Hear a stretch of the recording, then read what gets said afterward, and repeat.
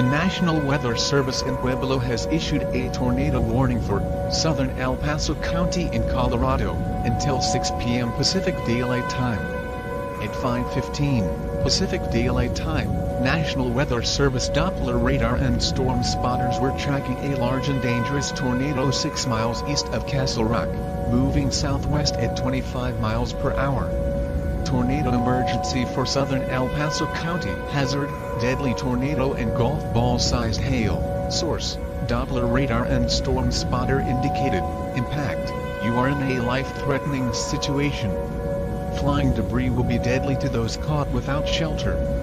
Mobile homes will be destroyed. Severe damage to well-built homes and businesses is possible. Tree damage is certain. Repeating, a tornado warning has been issued until 6 p.m. Pacific Daylight Time for southern El Paso County in Colorado.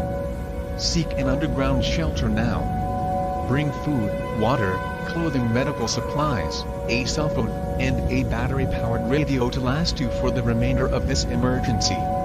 Stay tuned for more information regarding this situation.